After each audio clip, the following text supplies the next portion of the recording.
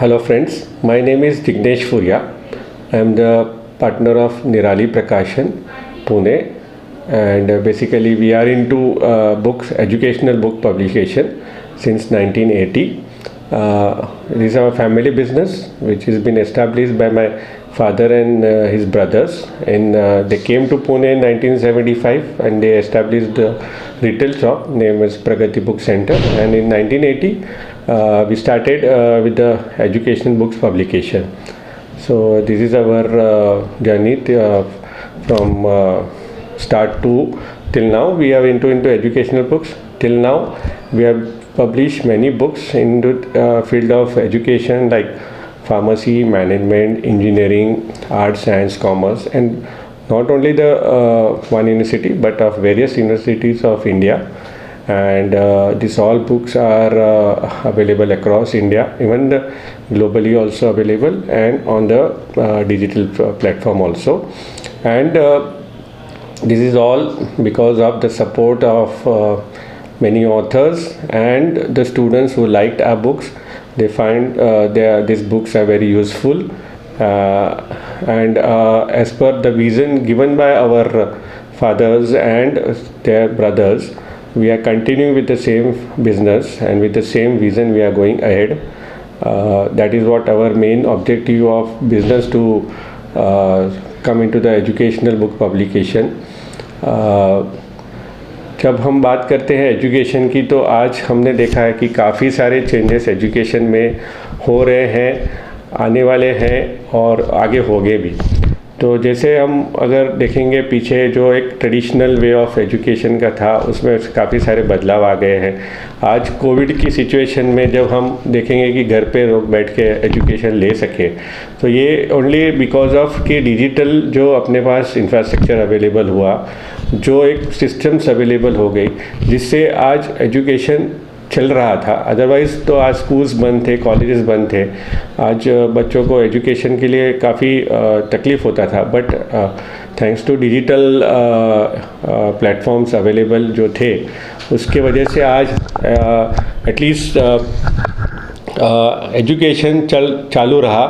और स्टूडेंट्स जो थे, बच्चे थे, चिल्ड्रंस थे, उनका एजुकेशन ऑनलाइन पद्धति से चल रहा था और रहा, तो जिससे उनका कुछ जो था वो एक कंटिन्यूटी रहा. एजुकेशन जो पहले था और जो कोविड के बाद का एजुकेशन में काफ़ी सारे चेंजेस दिखने को मिल रहे हैं. और एक जो ट्रेंड अभी जो चल रहा है, और सबसे अच्छी बात जो होने जा रही है वो है नेशनल एजुकेशन पॉलिसी, जो अब इम्प्लीमेंटेशन के स्टेज पे है. 2023 में उसका इम्प्लीमेंटेशन का आया है. तो अगर वो इम्प्लीमेंटेशन होती है और उसी में अगर अच्छी तरह से उसका पूरा इम्प्लीमेंटेशन होता है, तो डेफिनेटली एक बहुत अच्छा एजुकेशन सिस्टम्स हमें इंडिया में दिखने मिलेगा, जो पहले की तरह से काफ़ी थोड़ा सा अलग रहेगा. और यहाँ पे एक बात चीज़ जो हमें अच्छी लगती है कि ये टाइम जैसे एक पब्लिशर, हम लोग पब्लिशर है, of course we are a part of education industry, और एक एजुकेशन जो बोलते हैं उसके हम भागी हैं. बट अभी तक जो चल रहा था वो उनके लेवल पे ही वो पॉलिसी बनाना, सिस्टम्स बनाना, ये सब वहाँ पे चल रहा था. बट फर्स्ट टाइम ऐसा हुआ है कि हमें भी इसमें शामिल किया गया है. ये जब एजुकेशन पॉलिसी का ड्राफ्ट हुआ था, वो हमें पब्लिशर को भी पहले भेजा गया था कि आप भी उसमें देखिए, आपके भी सुझाव बताइए. और ये बहुत अच्छा था कि जो गैप देख रहे थे, जो एजुकेशन और एजुकेशन के बाद में जो इसका इम्प्लीमेंटेशन प्रैक्टिकल जो उसका होना चाहिए था, उसमें जो एक गैप हमें दिख रहा था. बीइंग अ पब्लिशर हमें वो समझ में आ रहा था कि जो गैप है, उस गैप को कैसे मिटाया जाए. तो इसमें इसके वजह से हमें भी एक अपॉर्चुनिटी मिली कि हम हमारे सुझाव रख सके एजुकेशन पॉलिसी में. और अच्छी बात है कि उन्होंने उनको मान्य भी किया, और वो उस हिसाब से उन्होंने एक बदलाव भी थोड़े लेके आए हैं एजुकेशन पॉलिसी में, जो आज एक अच्छा एजुकेशन सिस्टम इंडिया में देखने मिलेगा आगे हमें. जैसे काफ़ी सारे नए चीज़ें एजुकेशन पॉलिसी में दिए गए हैं. और उसका सभी ने स्वागत करना चाहिए। आज डिजिटल एरा जो है, जो अभी प्रधानमंत्री जी का जो एक सपना है कि हम डिजिटल इंडिया होना चाहिए, और इसी तरफ हम बहुत जल्दी आगे बढ़ भी रहे हैं। तो एजुकेशन में भी वो चीज़ें हमें अभी देखने मिल रही है, ऑलरेडी शुरू हो चुके हैं। आज हम ई बुक्स का है या ई लर्निंग प्लेटफॉर्म है या digital available of the education जो है, उसका जो आज जिस तरह से प्रचार हो रहा है और जो एक माहौल बना हुआ है, इससे डेफिनेटली काफ़ी अच्छा लोगों में उसका यूज़ होगा, उपयोग होगा और उसके फ़ायदा भी होगा। डेफिनेटली एक ट्रेडिशन वे है एजुकेशन का जो हमें नहीं भूलना चाहिए कि एक टीचर और एक स्टूडेंट्स का एक साथ में संवाद या एक दूसरे के साथ में बात करना, उससे अपने प्रॉब्लम्स बताना और सॉल्यूशन लेना, ये एक ट्रेडिशन वे है जो डेफिनेटली गुड है, उसकी तो चलना ही है। बट इसके साथ साथ में आज हम डिजिटली भी अगर हम कनेक्ट हो गए, सबके साथ में ग्लोबली कनेक्ट होते हैं और हमारे जो प्रॉब्लम्स हैं या हमें जो डाउट्स हैं वो हम रखते हैं, तो आज उसके ऊपर हमें काफ़ी सारे सॉल्यूशंस भी मिलते हैं ऑल ओवर लोग वहाँ से, वर्ल्ड से। तो ये एक अच्छी बात है और जिससे हम अपने आप में भी सुधार कर सकते हैं और इसको अच्छी तरह से हम आगे लेके जा सकते हैं। NEP में जो बातें बताई गई हैं और जो सिस्टम्स लाए गए हैं, K-12 का है या आगे का जो डिग्री के लेवल का है या ये 2 कोर्सेस एक साथ में करना या डिग्रीज़ लेना, या जो एक सिस्टम्स बनाया है वो बहुत ही अच्छा है, जिससे काफ़ी इवन स्टूडेंट्स को भी फ़ायदा होगा। और एक एजुकेशन के हिसाब से देखने जाएंगे तो आज जो ईयर में स्टूडेंट्स ग्रेजुएशन होते हैं, पोस्ट ग्रेजुएशन करते हैं, स्पेशलाइजेशन करते हैं और फिर उनको आगे जाके अपना करियर शुरू करते हैं, तो इसमें थोड़ा सा जो टाइम फ्रेम होता है वो ज़्यादा जाता है। बट नया एजुकेशन पॉलिसी से वो उनका टाइम फ्रेम कम होगा और वो अपना जो भी नॉलेज है वो जल्द से जल्द प्रैक्टिकली उसको कर सकते हैं। तो ये एक अच्छी बात है। दूसरा है कि जैसे डिजिटल पे बहुत सारा यहाँ पे फोकस किया गया है, डिजिटल एजुकेशन के ऊपर, जो अवेलेबिलिटी ऑफ डिजिटल एजुकेशन या डिफरेंट प्लेटफॉर्म्स जो उन्होंने सजेस्ट किए हैं, जिससे एक ग्लोबली एक एजुकेशन का माहौल बनेगा। आज ऐसा नहीं है कि हम सिर्फ इंडिया में है तो हमारा एक जो सिस्टम है वो सिर्फ इंडिया के लिए है, बट आज हम जब डिजिटली जाएंगे तो एक पूरा वर्ल्ड के सिस्टम के साथ में हम जुड़ जाएंगे, जो एक बहुत अच्छी बात है, जो हमें भी पता चलेगा। और हम लोग ने देखा है कि आप बहुत सारा टैलेंट देखेंगे तो बाहर भी, इंडिया के बाहर भी है वो जो इंडियन ही है, जिनका टैलेंट आज पूरा वर्ल्ड यूज़ कर रही है। और आज काफ़ी बड़े बड़े पोस्ट पे या बड़े बड़े आप इंडस्ट्रीज़ में बाहर फॉरेन में या दिखेंगे तो काफ़ी बड़े जगह पे आपको इंडियंस है, एज ए हेड है या एक चेयरमैन है या एक आज देखते हैं कि बड़े इसमें लेवल पे इंडियंस वहाँ पे जुड़े हुए हैं, जो एक बहुत अच्छी बात है। जो ये सब नॉलेज है ये हम लोग भी पूरे दुनिया में शेयर कर रहे हैं, तो ये एक अच्छी बात है और डिजिटली और भी ज़्यादा हम कनेक्ट हो सकते हैं। सर, जो आज तक होता रहता है रिटर्न लिखित स्वरूप में जो नॉलेज था वो डिजिटल में डाइवर्ट हो गया, तो ये चैलेंज आपने कैसे निभाया सर? तो जैसे ये एक था चैलेंज हमारे लिए भी कि अब तक जो था वो एक ट्रेडिशन वे था, बुक लो, पढ़ो, एग्ज़ाम दो, लिखो, और फिर डिजिटली आया, एग्ज़ाम्स ऑनलाइन होने लगे। तो एक चैलेंज हमारे लिए था कि बुक्स का सेल क्यों होगा, क्योंकि जब ऑनलाइन एग्ज़ाम होता है था तो उसमें तो स्टूडेंट्स ने जो ऑनलाइन पढ़ा हुआ है या जो भी उन्होंने कंटेंट मिला उनको हिसाब से वो अपना स्टडी करके ऑनलाइन ये कर रहे थे। बट वहाँ पे हमको थोड़ा सा लगा कि यहाँ पे शायद बुक का रोल कम हो जाएगा। बट अगर वापस आफ्टर कोविड जब वापस एग्ज़ाम शुरू हो गए, अभी फिज़िकली एग्ज़ाम्स हो रहे हैं, तो वापस हम वो ट्रैक पे आ गए हैं और बुक्स का भी अभी सेल बढ़ रहा है। जो एक चैलेंजेस हैं जो हमको ऐसा लग रहा है कि online exams is good for the purpose of practice and all, but जब हमें फाइनल हम देखते हैं तो उसमें आपको अगर फिज़िकल एग्ज़ाम होता है तो उसमें बच्चों का एक नॉलेज का प्रेजेंटेशन अच्छा मिलता है। सर, राज्य में थोड़ा राजकीय असंतुलन रहा था, सरकारें आती रहती है जाती रहती है, लेकिन इस बात को शिक्षण क्षेत्र को आप कैसे देख सकते हैं? इसी में तो मुझे एक ही कहना है कि जब भले सरकार कोई भी हो, अगर एक पॉलिसी बनाया हुआ है, एक सिस्टम्स बनाया हुआ है, अगर उसी को इम्प्लीमेंटेशन में कोई खामी नहीं होती है तो बहुत अच्छा है। अगर काफ़ी बार ऐसा दिखा गया है कि एक कोई आता है वो एक लेके आता है, दूसरा कोई आता है वो चेंज कर देते हैं, तो उसके वजह से जो एक कंटिन्यूटी है या जो एक माहौल बना हुआ है वो बिगड़ जाता है। तो इसमें एक ही चीज़ है कि अगर जो सिस्टम्स हम बना हुए हैं, जो पता है कि ये सिस्टम अच्छा है, इसको और आगे लेके जाना चाहिए, तो उसमें कोई डिस्टर्बेंस ना हो तो ये बेटर है।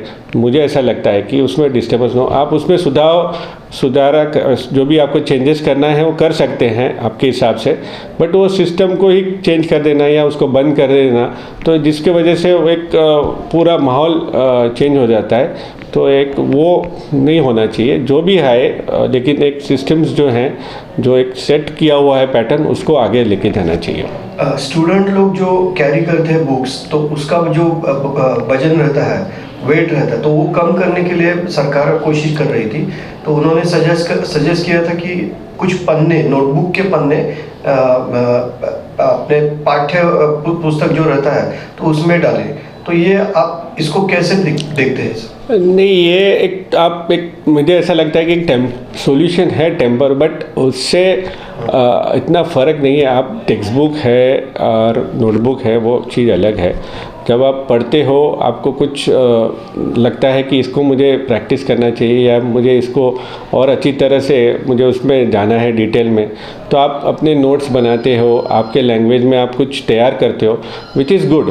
अगर हम थोड़ा सा पेजेस देंगे तो उसमें बच्चे लोग, स्टूडेंट्स क्या करेंगे कि वो थोड़ा ही तैयारी करेंगे, तो इससे जो उनका ये है, जो प्रैक्टिस है, वो कम होते जाएगा। आज हम देखते हैं ना, अगर हम पढ़ते हैं और उसका हमारे लैंग्वेज में हम नोट्स बनाते हैं तो हम उस पूरे विषय में जाते हैं, वो कम हो जाएगा। तो इससे अच्छा है तो जो सिस्टम चल रहा है वो करो। हाँ, दूसरा है जो कि वो वज़न कम करना, ये करना, वो करना, तो उसके लिए आप कुछ अल्टरनेटिव सोच सकते हो। जैसे थोड़े दिन ये सब्जेक्ट है, थोड़े दिन वो सब्जेक्ट है, तो जिससे ये अभी 3 दिन हम ये बुक्स लेके जाएंगे, 3 दिन हम दूसरे बुक्स लेके जाएंगे, तो वो एक अल्टरनेटिव हो सकता है। या और कोई भी उसमें काफ़ी सोच के हम दूसरे सॉल्यूशंस निकाल सकते हैं, but reducing all this things will not work. जो हम प्रैक्टिस है उसको हम रोक कर रहे हैं, ऐसा मुझे लग रहा है। सर, एजुकेशन ईयर जब शुरू हो जाता है, हमेशा हम ये बात देखते हैं, अनुभव करते हैं कि डिमांड और सप्लाई, बुक्स के डिमांड और सप्लाई, पाठ्य पुस्तकों का, तो ये हमेशा तितर बितर हो जाता है। तो इसके लिए कुछ नियंत्रण होना चाहिए सर? ज़रूरी होना चाहिए, क्योंकि लेकिन अभी भी देखते हैं तो बाल भारती में काफ़ी सारे बदलाव आ गए हैं। उन्होंने भी काफ़ी सिस्टम्स चेंज किए हैं, उन्होंने भी अपने सॉफ्टवेयर डेवलप कर दिए, और आज वो जो पहले की सिचुएशन से उससे तो काफ़ी बेटर उनका हो गया है।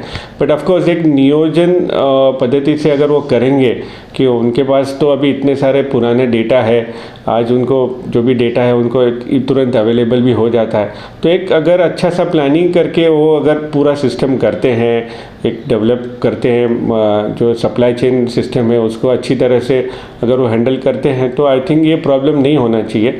आफ्टर ऑल, चूँकि गवर्नमेंट के पास तो एक्सेस काफ़ी है, हर एक चीज़ में वो इजीली सब कर सकते हैं। प्राइवेट में है तो हमें थोड़े रिस्ट्रिक्शन है, बट गवर्नमेंट को ऐसे रिस्ट्रिक्शन है नहीं। तो अगर नियोजन अच्छा है तो डेफिनेटली वो सब चीज़ें हैंडल हो सकती है।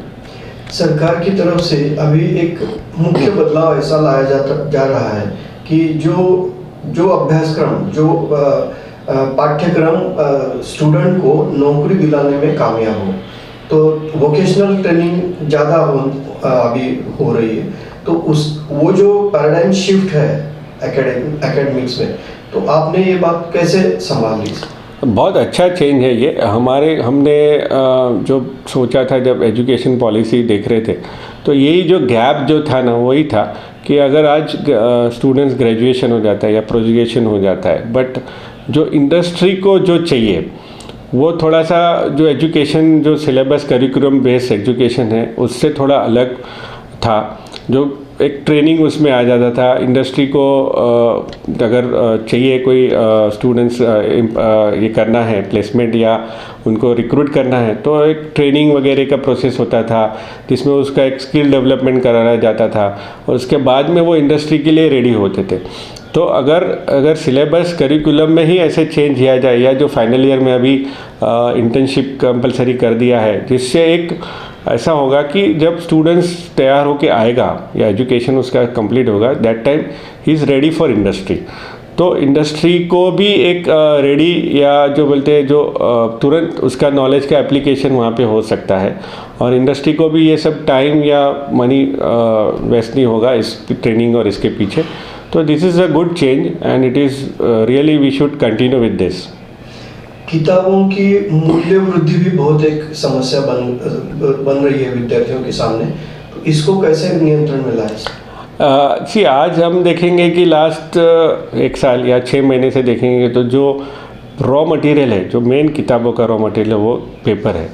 आज पेपर के दाम जिस तरह से बढ़े हैं 60-70% दाम बढ़ चुके हैं, जिसका इफ़ेक्ट डायरेक्टली हम पब्लिशर्स को या जो भी बुक्स हम प्रिंट करते हैं इवन गवर्नमेंट को भी होता है।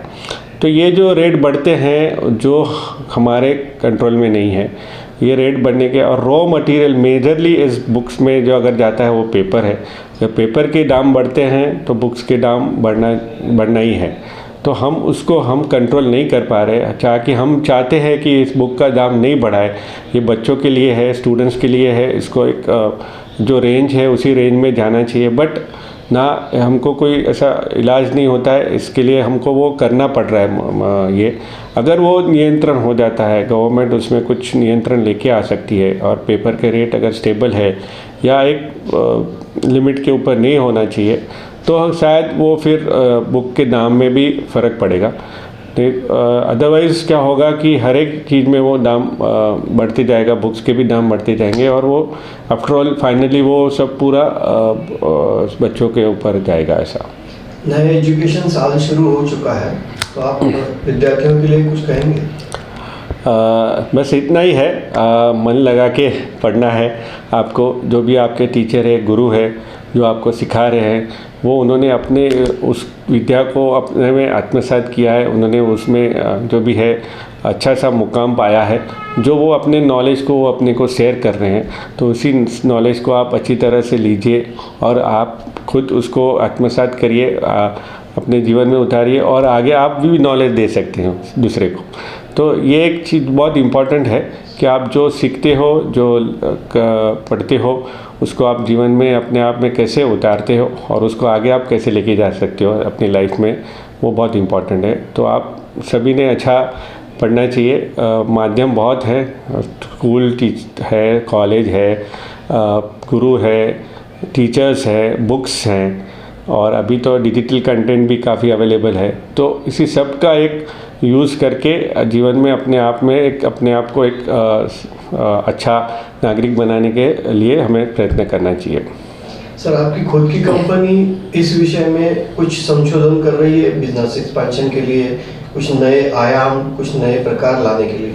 डेफिनेटली, जैसे एक प्रवाह है, एक जो चल रहा है अभी, चेंजेस जो हम देख रहे हैं या आने वाले चेंजेस है, तो उसके लिए भी हमको तैयार कर रहे हैं। ई बुक्स है, ई प्लेटफॉर्म्स हैं, जैसे लर्निंग्स हैं, तो हम भी हमारे जो बुक्स हैं उसी को हम उस कन्वर्जन कर रहे हैं। ई बुक्स का भी हम लोग ने काफ़ी बड़ा प्लान किया है, जो ऑलरेडी हमारे बुक्स अवेलेबल है और भी अवेलेबल हो जाएंगे। और उसी में भी हम कैसे स्टूडेंट्स के बेनिफिट्स के लिए कैसे उसके रेट्स कंट्रोल में रख पाएँ, उसको अच्छी तरह से या अफोर्डेबल उसमें लेके आए, ये सब चीज़ें। तो ये सब हम कर रहे हैं ऐप के माध्यम के थ्रू या वेबसाइट के माध्यम के थ्रू या डिफरेंट जो पोर्टल्स हैं, प्लेटफॉर्म्स अवेलेबल है आज की तारीख में जो मार्केट में है, उसी को भी सपोर्ट लेके हुए हम जितना स्प्रेड कर सके एजुकेशन को उतना अच्छा है। Thank you sir.